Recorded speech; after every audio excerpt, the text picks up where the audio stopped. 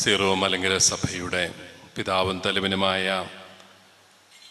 Major arch bishop അഭിവന്യ ബെസിലിയോസ് ക്ലീമീസ് കാതോലിക്ക ബാവ തിരുമേനി, അഭിവന്യ പിതാക്കന്മാരെ, ഏറ്റവും പ്രിയപ്പെട്ട അച്ഛന്മാരെ, പ്രിയപ്പെട്ട സിസ്റ്റേഴ്സ്, സഹോദരി സഹോദരന്മാരെ, വളരെയേറെ സന്തോഷത്തോടു കൂടിയാണ് ഞാനിന്ന് നിങ്ങളുടെ കൂടെ ആയിരിക്കുന്നത്.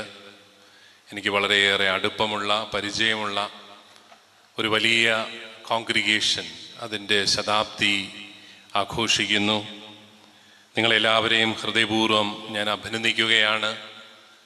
ഈ ബഥനി സന്യാസിനി സമൂഹത്തിലൂടെ നമ്മുടെ സഭയ്ക്കും സമൂഹത്തിനും ലഭിച്ചിട്ടുള്ള നിരവധിയായ നന്മകളെ ഓർത്ത് നന്ദി പറയുന്നു. മലങ്കര കത്തോലിക്ക സഭയ്ക്കും സാർവത്രിക സഭയ്ക്കും നിങ്ങൾ നൽകിക്കൊണ്ടിരിക്കുന്ന എല്ലാ ശുശ്രൂഷകളെയും സഭ മുഴുവനും ഒത്തിരി നന്ദിയോടുകൂടി ഓർക്കുന്നു എന്ന് നിങ്ങളോട് ആവർത്തിച്ച് പറയാൻ കൂടി ഞാൻ ആഗ്രഹിക്കുകയാണ്.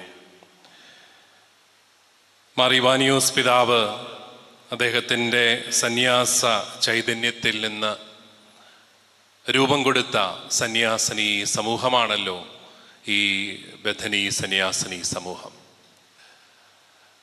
അഭിവന്യ ഇവാനിയോസ് പിതാവിനെ കുറിച്ച് ഓർക്കുമ്പോൾ അദ്ദേഹം സെറാംപൂരിൽ പഠിപ്പിക്കാനായിട്ട് പോയ കാലത്ത് തന്നെ തൻ്റെ സഭയിൽ നിന്ന് ആത്മീയ ചൈതന്യമുള്ള കുറേ സഹോദരിമാരെ അവിടെ വിട്ട് പഠിപ്പിച്ച് ദൈവിക ശുശ്രൂഷയ്ക്ക് വേണ്ടിയിട്ട് അദ്ദേഹം ഒരുക്കുകയായിരുന്നു. അന്ന് അദ്ദേഹത്തിന് ഈ പ്രകാരം സീറോ മലങ്കര സഭയെന്ന് പറയുന്ന ഒരു സഭയെക്കുറിച്ച് ശരിയായ പദ്ധതികൾ എന്തെങ്കിലും ഉണ്ടായിരുന്നോ എന്ന് എനിക്ക് നിശ്ചയമില്ല. പക്ഷെ അദ്ദേഹത്തിന് ഒരു കാര്യം അറിയാമായിരുന്നു: സന്യാസം ഉണ്ടെങ്കിലേ സഭയുള്ളൂ. സന്യാസം നഷ്ടപ്പെടുന്നിടത്ത് സഭ ദുർബലപ്പെടുകയാണ്. ഏത് സഭയുടെയും അടിസ്ഥാനമായിട്ട് നിൽക്കേണ്ടത് സന്യാസമാണ്. ആ ഒരു വലിയ ബോധ്യം അദ്ദേഹത്തിനുണ്ടായിരുന്നു. അതുകൊണ്ട് തന്നെ അദ്ദേഹം വൈദികനായിരിക്കെ തന്നെ ഇപ്രകാരമുള്ള ഒരു സന്യാസിനി സമൂഹത്തെക്കുറിച്ച് ചിന്തിച്ചു. അദ്ദേഹം മെത്രാനായി എനിക്ക് തോന്നുന്നു ആദ്യം ചെയ്തത് നിങ്ങളുടെ കോൺഗ്രിഗേഷൻ സ്ഥാപിക്കലാണ്. 1925 തിരുമൂലപുരത്ത് ഇപ്രകാരം ഒരു സമൂഹത്തിന് രൂപം കൊടുക്കലാണ്.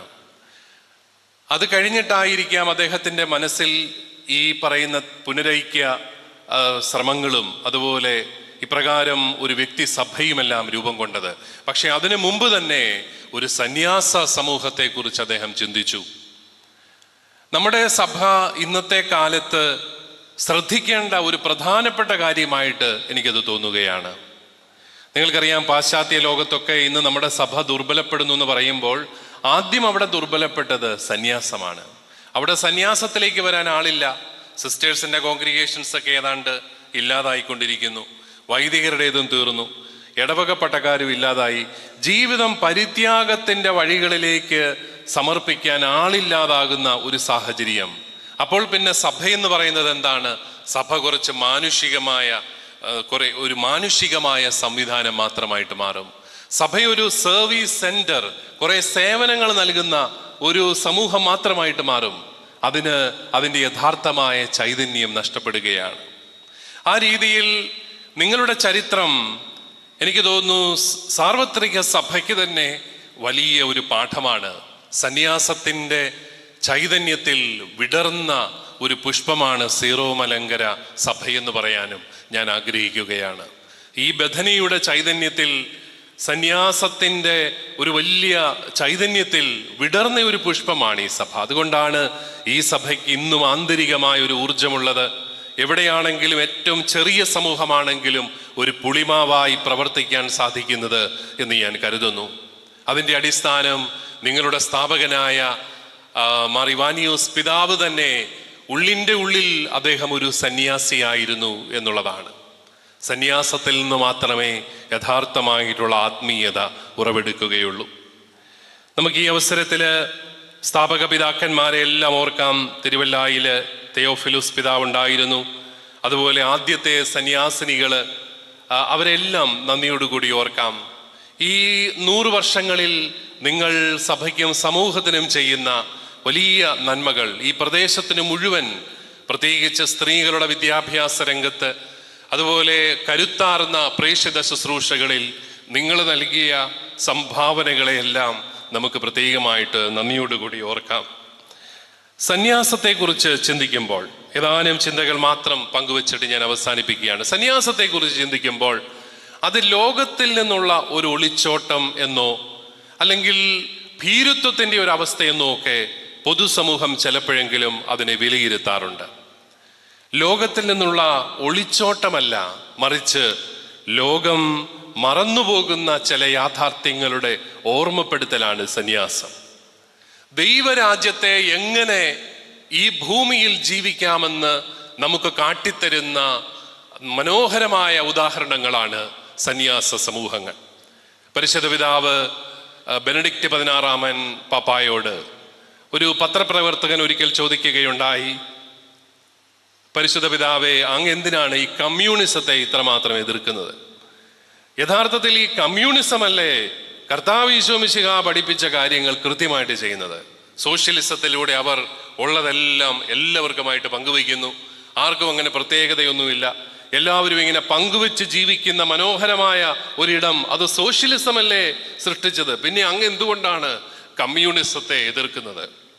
ഉടനെ ഈ ബെനഡിക്റ്റ് 16 പാപ്പ അദ്ദേഹത്തോട് പറയുന്ന മറുപടി വളരെ ഉൾക്കാഴ്ച നൽകുന്നതാണ്. അദ്ദേഹം പറഞ്ഞു, സുഹൃത്തെ, കമ്മ്യൂണിസം എന്നാണ് ഉണ്ടായത്? കമ്മ്യൂണിസം കഴിഞ്ഞ നൂറ്റാണ്ടിലാണ് ഉണ്ടായത്. എന്നാൽ ആദ്യ നൂറ്റാണ്ടുകളിൽ തന്നെ കത്തോലിക്ക സഭയിലുണ്ടായ സന്യാസ സമൂഹങ്ങളിലാണ് ഈ നടപടി പുസ്തകത്തിൽ 2-ാം അധ്യായത്തിൽ പറയുന്ന യഥാർത്ഥമായ ക്രൈസ്തവ ജീവിതം. അവർ തങ്ങൾക്കുണ്ടായിരുന്നതെല്ലാം വിറ്റ് എല്ലാം പൊതുവായി കരുതി. അവർ ഹൃദയലാളിത്യത്തോടും ആഹ്ലാദത്തോടും കൂടെ ഭക്ഷണത്തിൽ പങ്കുചേർന്നു. അവർ ഒരുമിച്ച് കൂടി പ്രാർത്ഥിച്ചു, ഒരുമിച്ച് കൂടി പങ്കുവെച്ചു. അവരെല്ലാവരെയും ഒരുപോലെ കരുതി. ആ നടപടി പുസ്തകം 2-ാം അധ്യായം 42 മുതലുള്ള വചനങ്ങളിൽ കാണുന്ന യഥാർത്ഥമായ പങ്കുവെപ്പിന്റെ ജീവിതം, അത് ലോകത്തെ പഠിപ്പിച്ചത് കമ്മ്യൂണിസം ഒന്നുമല്ല, കത്തോലിക്ക സഭയിലെ സന്യാസ സമൂഹങ്ങളാണെന്ന് പരിശുദ്ധ പിതാവ് അദ്ദേഹത്തോട് പറഞ്ഞത് വായിക്കുകയുണ്ടായി. വളരെ മനോഹരമായ ഒരു ഉൾക്കാഴ്ചയാണത്. യഥാർത്ഥത്തിൽ ഈ ലോകം മറന്നുപോകുന്ന പല യാഥാർത്ഥ്യങ്ങളും ഈ ലോകത്തെ ഓർമ്മിപ്പിക്കുന്ന സമൂഹങ്ങളാണ് സന്യാസ സമൂഹങ്ങൾ. ആ രീതിയിൽ തന്നെ അത് പരിത്യാഗത്തിൻ്റെ അരൂപിയിൽ മുന്നോട്ട് പോകുമ്പോൾ ആ പരിത്യാഗത്തിലൂടെ അനേകം നന്മകൾ ഉണ്ടാവുകയും ആ നന്മകളെല്ലാം ലോകത്തെ പ്രകാശിപ്പിക്കുകയും ചെയ്യുകയാണ്. അതുകൊണ്ട് തന്നെ പ്രിയപ്പെട്ടവരെ, സന്യാസത്തിൻ്റെ വലിയ ഒരു അപകടം പിടിച്ച ഒരു ഘട്ടവും ഈ പങ്കുവെപ്പില്ലാത്ത ഒറ്റയാൻ ജീവിതങ്ങളാണ്. അതിനെക്കുറിച്ച് കൂടി നമ്മൾ കരുതലുള്ളവരായിരിക്കണം. രണ്ടാമത്, ലോകത്തിന് ഏറ്റവും ആവശ്യമായ ഒരു കൃപ, ശാന്തതയുടെ, നിശബ്ദതയുടെ ഒരു കൃപ, അത് ജീവിക്കുന്നവരാണ് സന്യാസികൾ. നമുക്കിന്ന് ഏറ്റവും ആവശ്യമുള്ള ഒരു കൃപയെന്ന് പറയുന്നത് the gift of slowing down ആണെന്ന് പറയാറുണ്ട്. നമുക്കൊരല്പം സ്ലോ ഡൗൺ ചെയ്യണം. നമ്മളിങ്ങനെ പ്രവർത്തനങ്ങളുടെ മധ്യത്തിലായിരിക്കുമ്പോൾ ഒരല്പസമയം കർത്താവിനോടൊപ്പമായിരിക്കാൻ. യഥാർത്ഥത്തിൽ യാമങ്ങളിലെ പ്രാർത്ഥനകളുടെയൊക്കെ അടിസ്ഥാനം എന്താണ്? യാമപ്രാർത്ഥനകൾ എന്ന് പറയുന്നത്, ഓരോ യാമത്തിലും സന്യാസികൾ ഒരുമിച്ച് കൂടി പ്രാർത്ഥിക്കുന്നത് they are actually slowing down in the presence of God. അതായത് അവര് കുറെ പ്രവർത്തിച്ചു കഴിയുമ്പോൾ അവരൊരുമിച്ച് കൂടി ദൈവത്തെ ഒന്ന് ഓർക്കുകയാണ്. മനുഷ്യനിങ്ങനെ പരവേശം പിടിച്ച് ജീവിക്കുമ്പോൾ ഒരു ശാന്തമാകുന്ന ഒരു അനുഭവം നമ്മുടെ എല്ലാവരുടെയും ജീവിതത്തിൽ വേണമെന്ന് നമ്മളെ ഓർമ്മിപ്പിക്കുന്നവരാണ് സന്യാസികൾ. നമ്മൾ ഇന്നത്തെ വചനത്തിൽ വായിച്ചു, മർത്തായും മറിയവും ബഥാനിയായിൽ ലാസറിന്റെ ഭവനത്തിൽ കർത്താവ് ചെല്ലുന്ന രംഗം. മർത്തായാണെങ്കിൽ ഓടി നടന്ന് ജോലി ചെയ്യുകയാണ്. നമ്മൾ ഓർക്കണം, ഈ മർത്തായ്ക്ക് എന്നെ ഇത്ര വലിയ ജോലി, ഈശോ വന്നിട്ടുണ്ട്, ഇച്ചിരി വേണ്ട നാരങ്ങയുള്ളോ കാപ്പി കൊണ്ട് ഉണ്ടാക്കി കൊടുത്താൽ മതി, അതിന് ഒരാൾ മതി. പക്ഷെ അവള് ചെന്ന് കർത്താവിനോട് പരാതി പറയാണ്, കർത്താവെ, എൻ്റെ സഹോദരി ഇങ്ങനെ ഇരിക്കുന്നത് കണ്ടില്ലേ, അതാണ് അവൾക്ക് സഹിക്കാൻ വയ്യാത്തത്, എൻ്റെ സഹോദരി ഇങ്ങനെ ഇരിക്കുന്നത് കണ്ടില്ലേ, അവളോടും കൂടെ എൻ്റെ കൂടെ വന്ന് ജോലി ചെയ്യാൻ പറയുമെന്ന് പറഞ്ഞ് കർത്താവിന് നിർദ്ദേശം കൊടുക്കുകയാണ് മർത്ത. കർത്താവ് എന്താണ് ചെയ്യേണ്ടതെന്ന് കർത്താവിനെ പഠിപ്പിക്കുകയാണ്.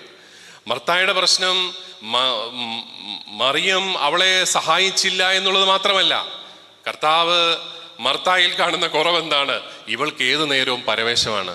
ഒരു കൊച്ച് ഒരു ഗ്ലാസ് നാരങ്ങ വെള്ളം ഉണ്ടാക്കാൻ വേണ്ടി ഇത്രയും വലിയ ബഹളം ഉണ്ടാക്കേണ്ട കാര്യമുണ്ടോ?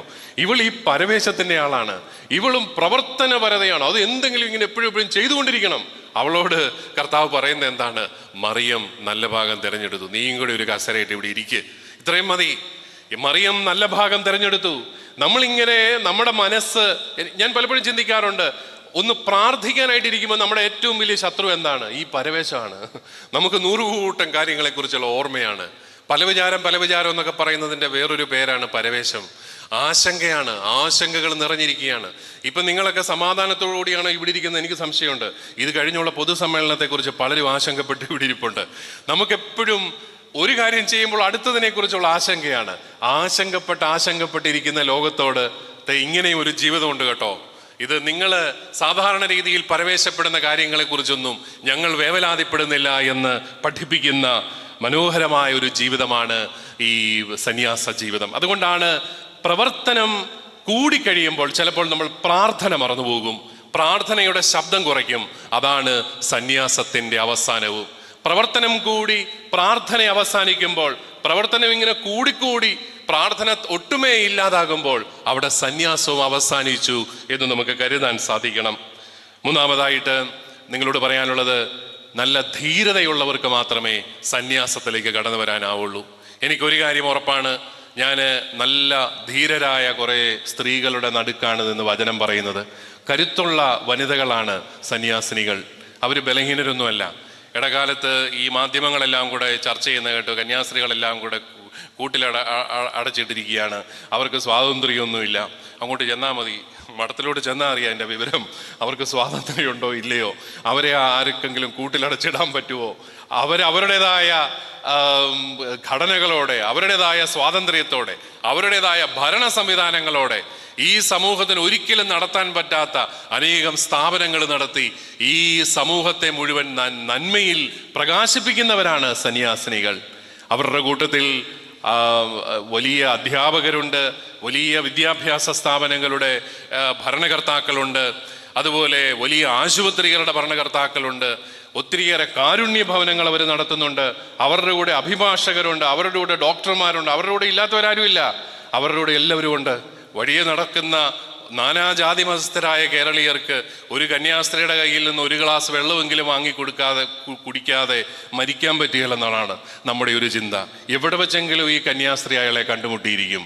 ഒന്നുമില്ലേലും ഒരു ആശുപത്രിയിൽ വെച്ചോ അല്ലെങ്കിൽ ഒരു കാരുണ്യ ഭവനത്തിൽ വെച്ചോ എവിടെങ്കിലും.